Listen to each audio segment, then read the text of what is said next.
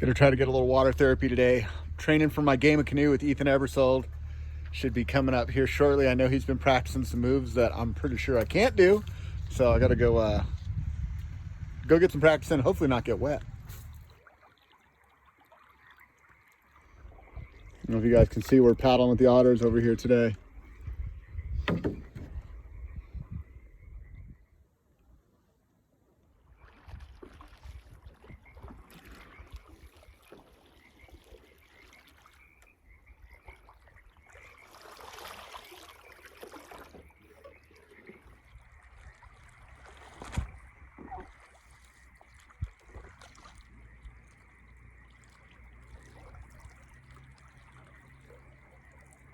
How awesome is this little studio I found? And I know some of you are laughing like, what the hell is Dan doing? But I tell you, man, I'm having a blast learning these things. You know, it's something I probably would have kind of laughed at 10 years ago, but freestyle canoeing is pretty damn fun and way harder than I thought. Like way more of a full body workout than I ever expected. And what I'm finding out is like, I know this much and it's this big. So a lot of fun with it, but definitely a challenge at the same time.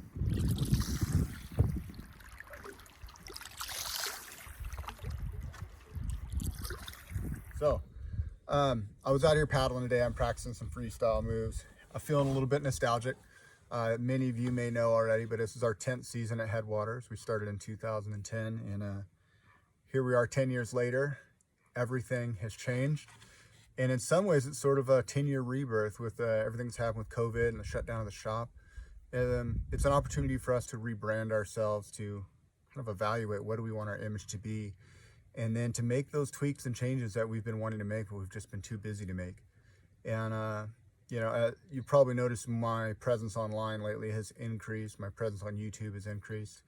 And I guess I've just been really passionate about this sport lately, and seeing, my friends, my colleagues, my other business partners, people that own tour companies, just, we're all a big family. And to see everyone struggling, I just can't help but feel like we need as much positivity out there as we can. And it's really brought me back to the core. When you work retail, you get in this mode of, I need to make the next sale. I got to make the rent. I got to promote the next boat that's coming out so people know about it, so people buy it. It becomes this big wheel. And man, I tell you what, it's easy to get lost in that. It's easy to get derailed from what's really important. And I feel like this has been a wake-up call a little bit for me.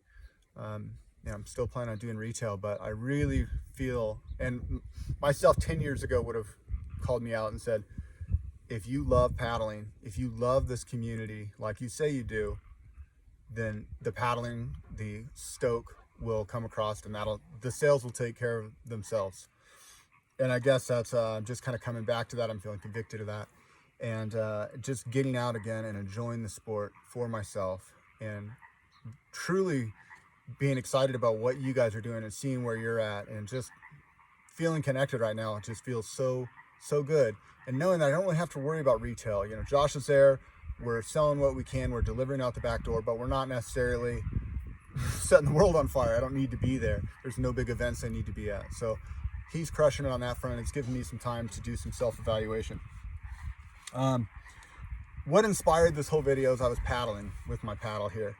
And this is a 56 centimeter paddle, wood blade, Dynel edge. It's nothing too fancy. I actually had it given to me by a really, really good friend, Ethan Ebersold, when I first started. In fact, Ethan, I'm not gonna lie, I think this is a demo I never gave back if you're watching this.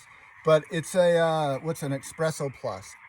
The name doesn't matter because it's just a paddle. It was given to me. And I guess what I'm trying to express is the importance of the paddle is the memories that I've had with it, the trips that it's taken me on. I was rubbing my grip here and just noticing how, it's all worn out around the edges. Some of that's from me, a lot of that's from me. A lot of it's from letting friends borrow it. I think of my friends Bob and Sammy, who got to paddle our canoe home from their wedding day. They paddled down the McCallamy River and out at our boathouse. I think of my really good friend Josh Geisler, my canoe partner for most of my adult life, and he's been the bow man. And this paddle's been on dozens of cool trips. I can think of Mono Lake. I can think of Cherry Lake campouts. It was the same paddle I used when I went to Lake Powell. I did a 5-day trip to Lake Powell, and you may have seen that video. If not, I encourage you to watch it because it was crazy. We had one of our good friends pass away on that trip.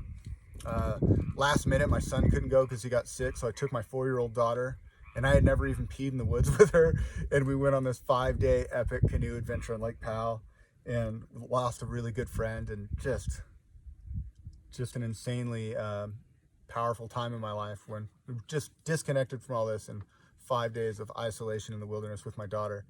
And my mom and dad were there too.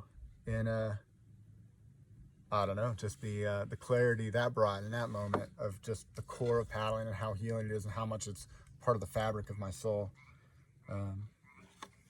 Anyway, I guess I'm rambling, but all that to say, when I look at these scuffs, when I look at this paddle,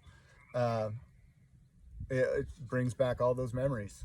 And my buddy Ethan, the guy that gave me the paddle, said to me the other day, he's like, you know, in this industry, we're getting so caught up in selling the new thing, and people forget to love the things they have. He's like, man, you know, think about Willie Nelson's guitar. Do you think Willie Nelson cares about the scuffs? Would he trade that in for a brand new one? Like, everything tells a story, and every scuff, scratch, dent, you know, it all tells a story. So I guess the moral of that little bit is just to say, enjoy the stuff you have. It's more about getting out there and experiencing it than it really is about the stuff. And I hope you realize that. And we've all been shut in. We've all been stuck inside, pushed away from our friends and our community. And I hope when it's all over, we can just get back to doing what we love for the right reasons and just lose a little bit of our consumer mindset about it all. If you need new equipment and you want to get into the sport, by all means, do it. You're going to love it. It's like the best thing to happen in my life and many people's lives that I know. But don't go out there and just get caught up and say, man, my paddle's got a scuff. I'm going to go surf the Benny Branch's website and see what's new and just buy myself something fresh. They'll probably kill me for saying that. But you know what? I don't want a new paddle. I might refinish this and make it a fun wood project in my garage at some point. But I just want to get out and use it at this point, you guys. So when this whole thing opens up, I'm going to get back to paddling. I'm going to be traveling around a bunch of the West Coast this year. I'll be in Oregon. I'll be in Washington a bit. I'll be connecting with different communities along the way. I would love to see your backyard. I'd love to see where you're paddling. And let's share some stories together. So good. If you guys want to stay in touch, hit me up at the Headwaters Yak Life page on Facebook. It's a little group that I started up just to share with customers, share what we got going on at the shop, but also so I can see what you're up to. Facebook's kind of one-sided that way, and I really want to know what you guys are up to. So get on there, post your pics, stay involved. And until next time, this is Dan wishing you happy paddling. We'll see you on the next one.